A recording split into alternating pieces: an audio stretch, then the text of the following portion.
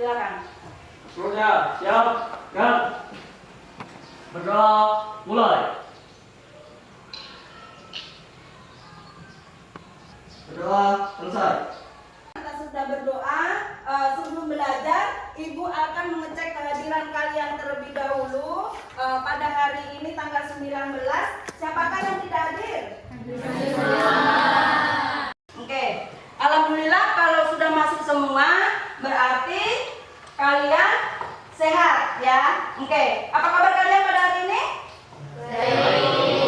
Baik, sehat semua? Sehat. Sudah makan semua? Sudah. Mengapa Ibu tanyakan? Karena kalau kalian sehat, kalian kabarnya baik, sudah makan semua, berarti kalian akan semangat untuk mengikuti mata pelajaran atau materi yang akan Ibu sampaikan pada hari ini. Ya, oke. Minggu kemarin kita sudah belajar mengenai unsur pembangun cerpen. Siapa yang masih ingat apa saja unsur pembangun cerpen? Saya Bu. Siapa? Yang nggak susah. Unsur pembangun cerpen ada dua, yaitu yang pertama unsur intrinsik, yang kedua unsur ekstrinsik. Unsur intrinsik adalah unsur yang membangun cerpen dari dalam. Unsur intrinsik dibagi menjadi 7. Yang pertama ada tema, yang kedua ada tokoh dan penokohan, yang ketiga adalah alur, yang keempat ada setting, yang kelima ada gaya bahasa, yang keenam ada sudut pandang, yang ketujuh ada amanat. Unsur ekstrinsik adalah unsur yang membangun dari luar. Unsur ekstrinsik dibagi menjadi 2. Yang pertama latar belakang masyarakat dan yang kedua latar belakang pengarang. Oke, ya. Jadi unsur pembangun cerpen itu ada 2, unsur intrinsik dan unsur ekstrinsik. Iya, baik. Berarti kalian sudah memahami materi yang Ibu sampaikan pada minggu lalu, ya. Kalau sudah paham unsur intrinsik pembangun cerpen dari dalam dari luar, sesuai dengan materi kita kemarin yang terakhir, yaitu kita akan mempelajari yaitu analisis struktur dan aspek kebahasaan dari teks cerpen, ya. Oke, untuk selanjutnya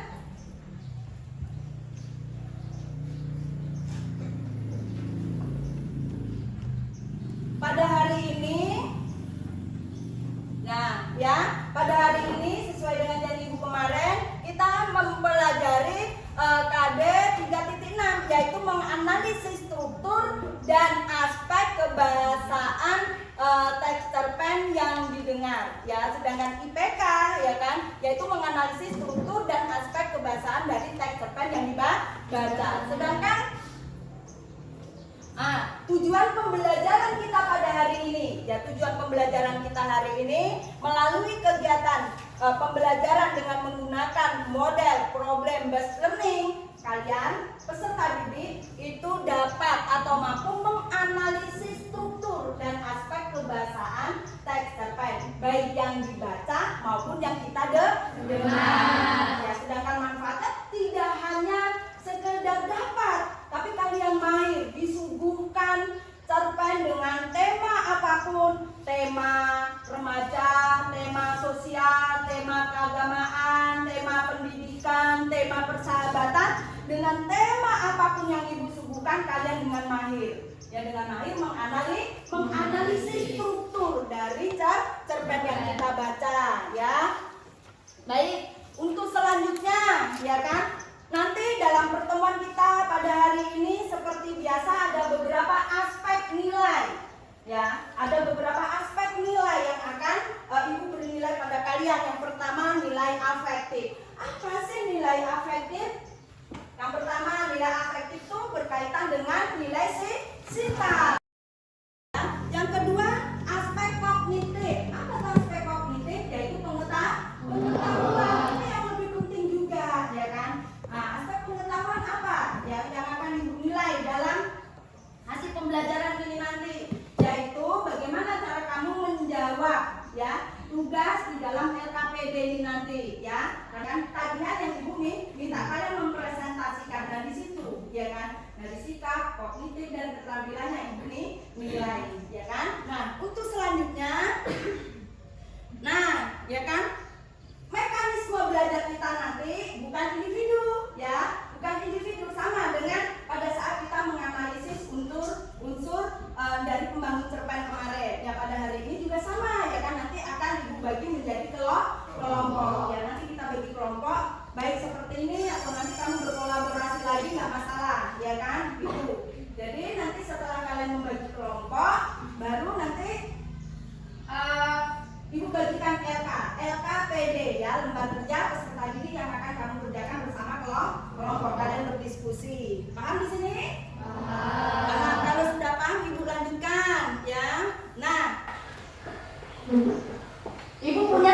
video? Video mengenai cerpen. Mau nonton nggak? Ya, kalau mau tonton dengan cermat, dengan teliti. Mengapa? Karena ini nanti ada kaitannya dengan pembelajaran kita pada hari ini, yaitu menganalisis struktur dan aspek kebahasaan dari cerpen. Ya, kamu perhatikan ya, bagian awal seperti apa, bagian tengah seperti apa, bagian akhir seperti apa dari cerpen yang kita tonton ini nanti ya. Oke. Perhatikan, karena ini nanti ada kaitannya dengan struktur teks cerpen.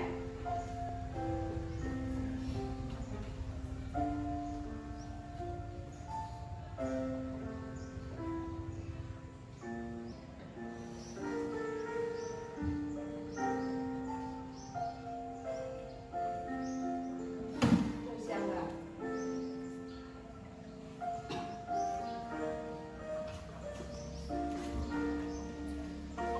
Demikian tadi video yang barusan kalian tonton. Judulnya apa? Sahabat sejati. Oke, ibu tanya sekarang setelah melihat video, kira-kira bagaimana tanggapan kalian mengenai video? Oke, Mbak Siva. Jawaban saya mengenai tayangan video yang berjudul Tentang Sahabat Sejati karya Tari sangat bagus karena dapat dijadikan pelajaran kita jika kita bersahabat harus tulus. Ya, mungkin ada yang menanggapi lain? Siapa? Ya, Mbak Anissa. Jika kita bersahabat itu harus betul-betul baik, tulus, saling menolong, dan akan membantu. Itu tanggapan saya mengenai video yang barusan ditayangkan. Iya, jadi tanggapannya kalian sudah cukup bagus ya kan, karena kita kalau bersahabat itu ya tidak boleh pilih, kita harus betul-betul tuh tulus ya kan. Nah sekarang ya untuk selanjutnya setelah kalian menanggapi mengenai video yang barusan ditayangkan, apa yang disampaikan pada bagian awal video? Mbak Susan, Mbak Melda. Bagian awal video menyampaikan perkenalan tokoh yang bernama Angga, yang mana Angga adalah anak yang ceria, selalu tersenyum dan selalu membuat teman-temannya bahagia. Namun anehnya Angga ini dijauhi oleh teman-temannya. Ya, pengenalan seorang tokoh, kebetulan di situ namanya Angga. Angga ini sangat baik, ya kan? Namun anehnya, ya Angga ini dikucilkan oleh teman-temannya. Angga nggak tahu ya kan apa permasalahannya. Seperti itu, ya. Oke, untuk selanjutnya, ya. Apa yang disampaikan pada pertengahan video? Ya, Mas Wahyu. Menceritakan bahwa Angga ini dijauhi bahkan dikucilkan sama teman-temannya. Dengan kejadian tersebut dia akan bersedih. Lalu sahabat kecil Angga yang bernama Mario datang kepada Angga untuk memberikan motivasi dan nasihat kepada Angga, biarlah teman-teman itu menjauhinya.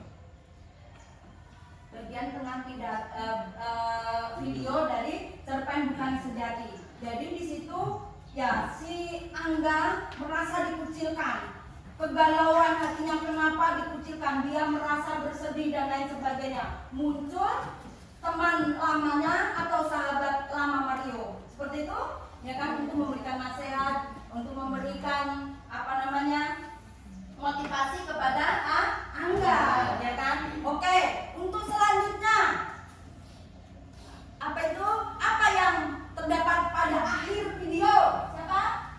Oh ya, Mas Ridwan. Pada bagian akhir video tersebut dengan kedatangan Mario yang memberikan nasihat atau motivasi kepada Angga. Akhirnya Angga memilih mencari teman baru yang tidak memiliki dendam dengan teman-teman yang sudah memusuhinya tersebut, dan Angga nyaman dengan teman barunya. Ya berarti dengan kedatangan sahabat lamanya yang bernama Mario tadi, ya Angga mulai menyadari, ya kan, meskipun dia tidak bersalah, ya sudahlah temanku menjauhi aku, ya kan, yang penting aku akan menuruti nasihat atau motivasi dari teman saya ini yang bernama Mario. Akhirnya si Angga ya mencari teman baru, mencari teman baru yang dijadikan sahabat tanpa dia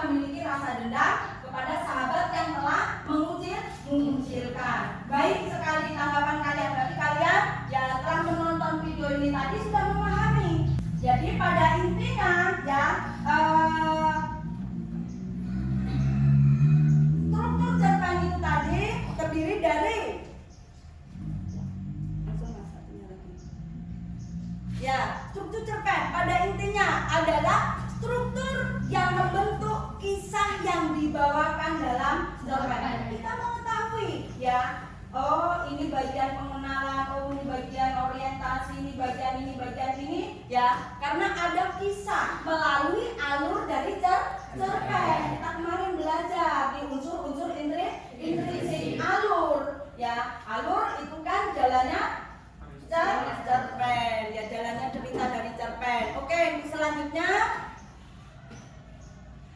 ya, apa saja struktur cerpen? Ya, yang pertama orientasi, yang kedua peristiwa, yang ketiga komunikasi, yang keempat resolusi. Sekarang akan Ibu jelaskan, atau mungkin ada yang akan menjelaskan, karena kan kemarin sudah Ibu membaca ya kan, apa bagian orientasi itu menjelaskan tentang apa?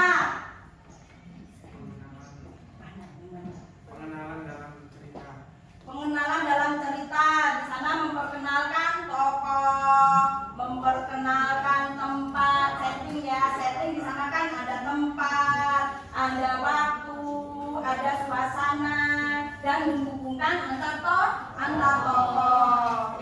Ya, untuk selanjutnya Ibu sudah menyampaikan materi, maka Ibu akan membagi kalian dalam bentuk kelompok, yaitu kelompok diskusi ya. Bentuknya akan seperti ini, atau kalian akan berkolaborasi seperti ini. Oke, akan Ibu bagikan LKPD. Ini dibaca. Ini nanti ada itunya, cerpennya. Nah, ini satu.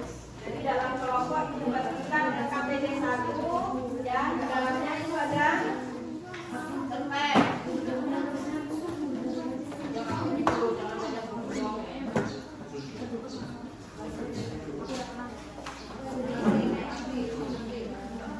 Nah, oke. LKPD sudah Ibu bagikan kepada kalian semua sesuai dengan kelompoknya. Itu kalian baca di petunjuk kerjanya.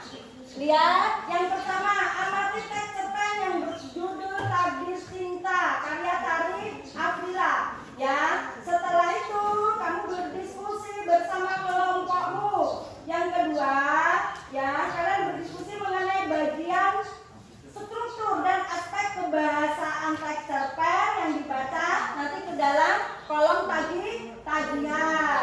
Ya, nanti waktunya 30 menit ya, waktunya 30 menit untuk berdiskusi. Setelah itu nanti kalian mempresentasikan ya. Di dalam kelompok tulis. Ini kelompok 1 ya, Mbak? Iya, kelompok 1, kelompok 2, kelompok 3, kelompok 4, kelompok 5. Ya, tulis sesuai dengan kelompoknya. Tulis anggotanya, siapa aja nama anggotamu. Ya, misalnya ini ada Mbak Sekar, ada Mbak Sarifah, ada Mbak Angel, ada Mbak ya, seterusnya ya, sama ya, kelompok yang lain juga sama. Oke, sekarang kira-kira ada yang ditanyakan? Tidak, kalau tidak boleh, misalnya ganti posisi ke sini boleh ya kan, yang senyaman kamu. Oke. Ya, nanti kalau nggak muat jawabannya boleh ditaruh di belakang, nggak apa-apa Mbak ya. Iya. Ya kan pesawat kan. Nah, ya betul. Sudah dibaca tadi kan? Ya. Baik, kalian sudah duduk kembali ke dalam kelompoknya masing-masing dengan rapi. Sekarang Ibu minta dari kelompok 1 maju terlebih dahulu. Assalamualaikum warahmatullahi wabarakatuh. Waalaikumsalam warahmatullahi wabarakatuh.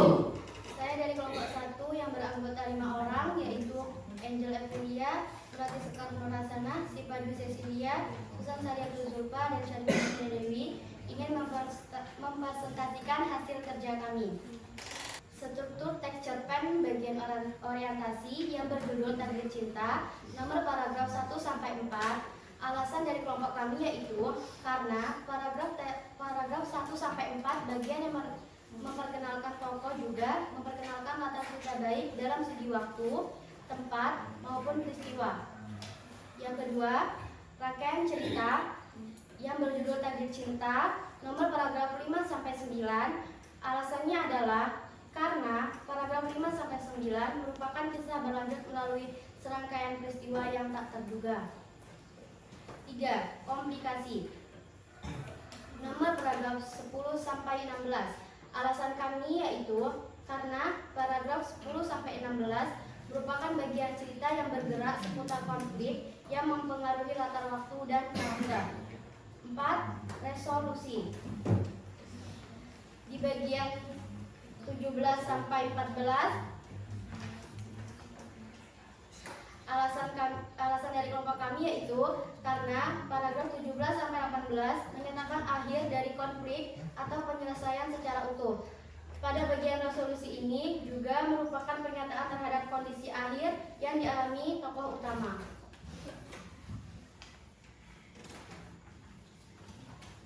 Oke, selanjutnya B. Isian analisis aspek kebahasaan teks cerpen. Aspek kebahasaan sudut pandang penceritaan pada judul Takdir Cinta nomor paragraf 1 sampai 17. Alasannya adalah sudut pandang orang pertama, kan melalui sudut pandang ini tokoh aku menjadi fokus utama satu pusat dari cerita. 2. Beberapa dialog pada judul Takdir Cinta nomor paragraf 15, karena dialog dalam cerpen membuat cerpen menjadi lebih hidup melalui tulisan di media sosial atau inbox. Yang ketiga, kata benda. Pada judul Takdir Cinta nomor paragraf 2 dan 5, yaitu kata musola dan kata Al-Quran merupakan kata benda. 4. Urian deskripsi yang rinci. Pada judul Takdir Cinta nomor paragraf 4, pemaparan satu penggambaran dengan kata-kata secara jelas dan terperinci. 5. Menggunakan majas, simil, metafora, atau personifikasi. Pada judul Takdir Cinta nomor paragraf 5, yaitu alasannya adalah yaitu majas metafora tersentak batinku, suara emas itu adalah Nike. 6. Pertanyaan retoris. Pada judul Takdir Cinta nomor paragraf 18, alasannya adalah karena paragraf 18 tidak perlu jawaban, hanya pernyataan retoris. Sekian dari kami.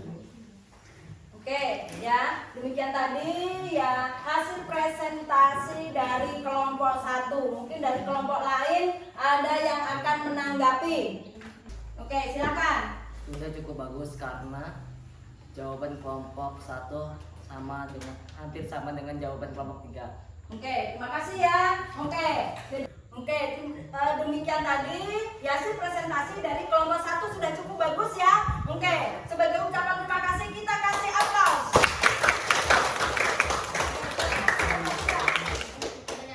Wassalamualaikum warahmatullahi wabarakatuh. Waalaikumsalam warahmatullahi wabarakatuh. Assalamualaikum warahmatullahi wabarakatuh.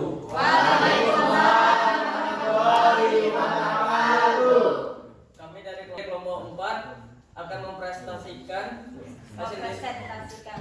dari kelompok 4 akan mempresentasikan hasil diskusi kami yang terdiri dari 5 orang, yaitu saya Al-Ghazali, Endi Saputra, Ridwan, Maulana Rupriyansa, dan Hermon Sitanggal. Yang pertama, isian analisis struktur teks cerpen yang berjudul Takdir Cinta. Nomor 1, orientasi teks cerpen yang berjudul Takdir Cinta yang terletak pada nomor paragraf 1 sampai 4. Alasannya karena pada paragraf 1 sampai 4 merupakan bagian yang memperkenalkan tokoh dan juga memperkenalkan latar cerita baik dalam segi waktu, tempat maupun peristiwa. Nomor 2, rangkaian cerita yang berjudul Takdir Cinta yang terletak pada nomor paragraf 5 sampai 9.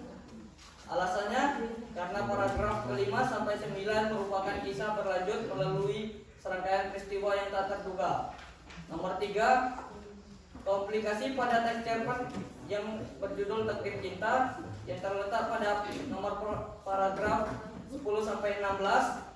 Alasannya karena paragraf ke-10 sampai 16 merupakan bagian cerita yang bergerak seputar konflik yang mempengaruhi latar, waktu, dan karakter. Nomor 4, resolusi pada teks cerpen yang berjudul Takdir Cinta yang terletak pada nomor paragraf 17 sampai 18. Alasannya karena paragraf ke-17 sampai 18 menanyakan akhir dari konflik atau penyelesaian secara utuh. Pada bagian resolusi ini juga merupakan pernyataan terhadap kondisi akhir yang dialami oleh tokoh utama. B. Isian analisis aspek kebahasaan teks cerpen Takdir Cinta. Aspek kebahasaan nomor 1. Sudut pandang penceritaan pada teks cerpen Takdir Cinta. Nomor paragraf ke-1 sampai 17. Alasannya, sudut pandang orang pertama kan melalui sudut pandang ini. Tokoh aku menjadi fokus utama atau pusat dari cerita. Nomor 2. Beberapa dialog pada teks cerpen Takdir Cinta. Nomor paragraf ke-15. Karena dialog dalam cerpen membuat cerpen menjadi lebih hidup melalui tulisan di media sosial atau inbox. Nomor 3. Kata benda teks cerpen Takdir Cinta. Nomor paragraf ke-2 dan ke-5. Alasan yaitu musola dan kata Al-Quran merupakan kata benda. Nomor 4. Urian deskripsi yang rinci. Nomor paragraf ke-4. Alasannya pemaparan atau penggambaran dengan kata secara jelas dan terperinci. Nomor 5. Penggunaan majas atau simil, metafora, simile, metafora, dan personifikasi. Nomor paragraf ke-5 yaitu majas metafora. Tersentuh batinku dan suara emas itu adalah milik. Nomor 6. Pertanyaan retoris. Nomor paragraf ke-18. Alasannya karena paragraf ke-18 tidak perlu jawaban, hanya pertanyaan retoris. Ya. Oke, demikian tadi ya hasil presentasi dari kelompok 4. Ya, kira-kira apakah ada tanggapan dari kelompok lain, kelompok 1, kelompok 2, kelompok 3 ataupun kelompok 5? Baik. Tanggapan untuk kelompok 4. Majas yang terdapat pada cerpen Takdir Cinta karya Tari yaitu majas metafora pada paragraf 5, yaitu tersentak batinku, suara emas itu adalah mic. Karena majas metafora itu majas yang memakai perumpamaan dua hal yang dibedakan. Yang dimaksud suara emas di sini yaitu suaranya bagus. Oke, baik ya. Ya, jadi tanggapan dari Mbak Ulfa memang benar ya, yang dimaksud majas di dalam teks cerpen Takdir Cinta di sini adalah majas metafora. Ya, baik anak-anak semua, setelah kalian berdiskusi dan mempresentasikan hasil diskusi kalian di kelas dengan rasa percaya diri dan kalian dapat memahami materi yang sudah Ibu sampaikan, kira-kira siapa yang akan menyimpulkan hasil pembelajaran kita pada hari ini? Oke, Mbak Angel, silakan Mbak Angel, yang lain mendengarkan. Pada pembelajaran hari ini kita mempelajari struktur dan aspek kebahasaan cerita pendek. Struktur cerita pendek adalah bagian tahapan yang mengisi suatu cerita atau narasi dalam cerpen. Struktur cerpen pada intinya adalah struktur yang membentuk kisah yang dibawakan dalam cerpen, karena struktur cerpen sangat mirip dengan struktur teks narasi atau naratif. Jika kita menggunakan perspektif unsur intrinsik yang membentuk cerpen, struktur ini dapat dalam alur. Adapun struktur cerita pendek antara lain: yang pertama, orientasi, yaitu bagian inti memperkenalkan setting atau latar cerita baik dari dalam segi waktu, tempat maupun peristiwa. Yang kedua, rangkaian peristiwa, yaitu kisah berlanjut melalui rangkaian peristiwa tak terduga. Yang ketiga, komplikasi, yaitu bagian inti cerita bergerak seputar konflik atau masalah yang mempengaruhi latar, waktu, dan karakter. Yang keempat, resolusi, yaitu bagian ini adalah akhir dari konflik atau penyelesaian secara utuh. Yang kedua, kita mempelajari aspek ciri kebahasaan. Yang pertama itu sudut pandang pencerita menjadi ciri kebahasaan khas cerpen. Pencerita menjadi orang pertama atau ketiga. Yang kedua, beberapa dialog dapat dimasukkan menunjukkan waktu kini atau lampau. Yang ketiga, kata benda khusus, pilihan kata benda yang bermakna kuat dan bermakna khusus. Misalnya memilih kata beringin atau rembesi dibanding pohon. Yang keempat, uraian deskriptif. yang rinci. Deskripsi yang digunakan untuk menggambarkan pengalaman, latar, dan karakter. Misalnya baunya seperti apa yang bisa didengar, terlihat seperti apa rasanya, dan lain-lain. Oke, demikian tadi ya hasil kesimpulan materi pembelajaran kita pada hari ini. Kira-kira masih ada pertanyaan atau tidak pada mata pelajaran hari ini, materi pada hari ini? Ya, sudah paham semua ya? Ya, sebelum ibu tutup, untuk pertemuan selanjutnya kita akan mempelajari KD selanjutnya, yaitu KD 4.6, yaitu nanti ya kalian di rumah tolong, nah nanti di rumah kalian menulis sebuah cerpen ya dengan memperhatikan struktur, aspek kebahasaan, unsur-unsur intrinsik berdasarkan pengalaman kamu. Ya, besok pertemuan selanjutnya baru ya kita bahas hasil kerja kamu di rumah. Paham untuk PR-nya? Ulangi bahwa kalian di rumah menulis tugas yaitu cerpen. Kalian dengan memperhatikan unsur-unsur pembangun cerpen, kalian memperhatikan strukturnya, memperhatikan aspek kebahasaan berdasarkan pengalaman yang kamu punya. Oke, ya kalau tidak ada pertanyaan, maka pembelajaran pada hari ini Ibu tutup ya dengan berdoa ya. Berdoa mulai. Berdoa selesai.